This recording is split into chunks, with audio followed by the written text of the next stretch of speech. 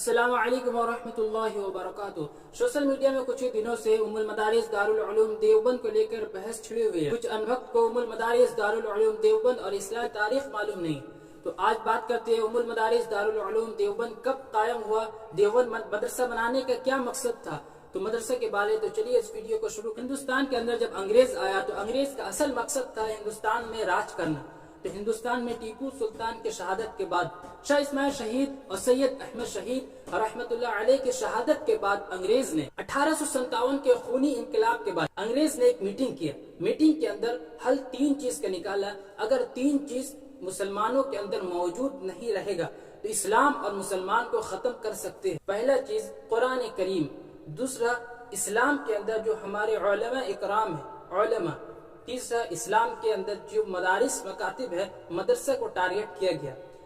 تو انگریز نے پہلا کام کیا، ہندوستان کے اندر سے جتنا بھی قرآن کریم کا نسخہ موجود تھا سب قرآن کریم کو جمع کر کے جلانا شروع کر دیا۔ دوسرا کام کیا انگریز کہ جتنے بھی علماء اکرام پھانسی لگانا شروع کیے، کئی ہزار علماء جام شہادت نوش فرمائے۔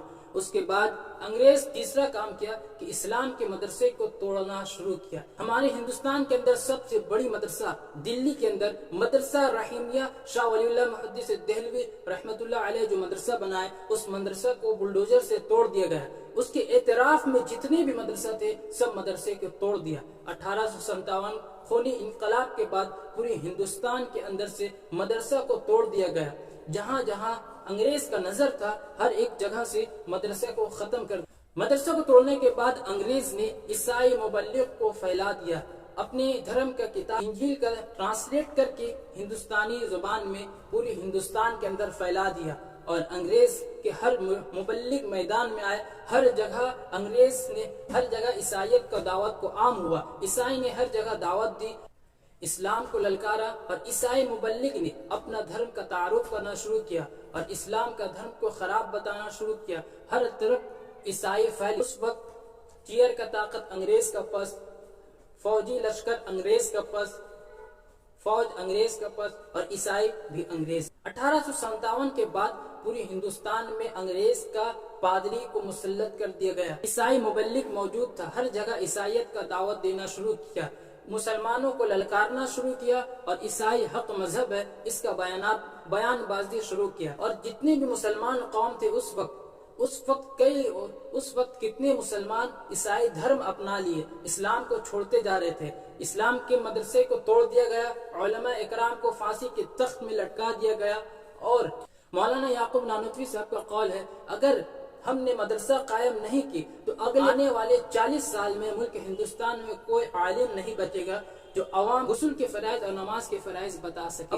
1857 کے بعد ایسا ماحول ہو گیا، عیسائیت کا ہر جگہ غلبہ، کئی مسلمان عیسائیت میں کنورٹ ہو چکے، اور عیسائیت کا غلبہ یوں لگا کہ اسلام ختم ہو گیا، اسلام دب گیا، ہر جگہ مسلمانوں کو للکارا جا رہا، عیسائی میدان میں آ گئے، عیسائی مناظر اسلام کو حقانیت کو للکارنا شروع کیا۔ اس وقت جہاں ہندو اور مسلمان دونوں پریشان ہو گئے انگریز سے اور عیسائی دھرم سے، حجت الاسلام حضرت اقدس مولانا امام محمد قاسم نانوتوی صاحب نے ایک مدرسہ کے بنیاد رکھے۔ چھوٹا سا شہر دیوبند میں چھوٹا سا جگہ ایک انار کے درخت کے نیچے بیٹھ کر ایک استاد کو مقرر کیا۔ استاد پڑھانے والے مولانا محمود صاحب اور پڑھنے والے مولانا محمود صاحب، ایک استاد اور ایک شاگرد سے دارالعلوم دیوبند مدرسہ کا آغاز شروع کیا۔ اس مدرسہ کا نام اسلامیہ عربیہ رکھا گیا تھا۔ مولانا محمد قاسم نانوتوی صاحب ادھر دیوبند مدرسہ کا بنیاد رکھے اور ادھر عیسائیت کو للکارنا شروع کر دیے۔ پورے ہندوستان کے اندر پورے ہندوستان میں عیسائی پادری پھیلا ہوا تھا۔ مولانا رحمت اللہ کرانوی صاحب، حضرت مولانا قاسم نانوتوی صاحب نکلے عیسائیت سے مقابلہ کرنے کے لیے۔ اس کے بعد مولانا قاسم نانوتوی صاحب نے عیسائیت سے مناظرہ کیا، ہر جگہ عیسائیت للکارنا شروع کر دیا، اسلام اور عیسائیت پہ مناظرہ شروع ہوا۔ سب سے بڑا مناظرہ ہندوستان کے اندر شاہ جہان پور میں انگریز کا مناظر عیسائی ہے، اور ادھر اسلام کا مناظر امام محمد قاسم نانوتوی صاحب۔ آج بھی کتاب موجود ہے مباحث شاہ جہان پور، مولانا محمد قاسم صاحب نانوتوی نے عیسائیت کو دندان شکست جواب دیا، عیسائیت کو اپنے پیر کے جوتے میں رکھ کر اڑا کر رکھ دیا۔ اسلام کا طاقت پھر سے بلند ہوا، اس کے بعد دارالعلوم دیوبند سے مولانا قاسم نانوتوی صاحب نے شیخ الہند مولانا محمود الحسن جو سب سے پہلے شاگرد تھے مولانا محمود الحسن صاحب تیار ہوئے. مولانا محمود الحسن صاحب نے اس کے بعد ایک مجاہد کا ٹیم تیار کرنا شروع کیا. دارالعلوم دیوبند کا اس وقت مقصد یہ تھا کہ ہندوستان سے انگریز کو جڑ سے ختم کرے. دارالعلوم دیوبند کا یہ مقصد تھا کہ ہندوستان سے انگریز کو جڑ سے ختم کرے اور ہندوستان کو آزاد کرے. کہ ہندوستان کی ہر وقت کی ضرورت کو پورا کرنے کے لیے دارالعلوم دیوبند ہر میدان میں آگے بڑھے گا، چاہے وہ سیاست کا میدان ہو، چاہے وہ علم دین یا علم حدیث والقرآن کا میدان ہو. شیخ الہند مولانا محمود الحسن صاحب نے پھر ایک جماعت شاگردوں کے تیار کیا. مولانا محمود الحسن صاحب وہ عالم ہے جو پوری ہندوستان کی تاریخ میں ایسا ایک بھی عالم نہیں جو سب سے زیادہ مفسر قرآن اور جو سب سے زیادہ شیخ الحدیث پیدا کیا ہو. پوری ہندوستان کیا پورے بر صغیر کیا پوری دنیا کی 10 سال کی تاریخ میں ایسا بندہ شیخ الہند و شیخ العالم مولانا محمود الحسن صاحب کے جیسا اب تک تاریخ کی روشنی میں موجود نہیں، جو سب سے زیادہ قرآن کریم کے مفسر شاگردوں میں تیار کیے اور سب سے زیادہ شیخ الحدیث تیار کیے. شیخ الہند مولانا محمود الحسن نے ایک مجاہد کا ٹیم تیار کی. ان میں پہلا لسٹ میں نام آتا ہے شیخ العرب والعجم مولانا حسین احمد مدنی، امام انقلاب مولانا عبید اللہ سندھی، مولانا ابو الکلام آزاد، مفتی کیفیت اللہ دہلوی، شفیع عثمانی، مفتی عزیز الرحمان عثمانی، مولانا مرتضی حسن چاند پوری اور کئی علماء اکرام کو تیار کیے. شیخ العرب والعجم مولانا حسین احمد مدنی نے پوری ہندوستان کے اندر مدرسہ اور مکاتب بنانا شروع کیا. مولانا حسین احمد مدنی ویسٹ بنگال آسنسول برنپور کے مدرسہ اسلامیہ عربیہ کو تعمیر کرنے والے.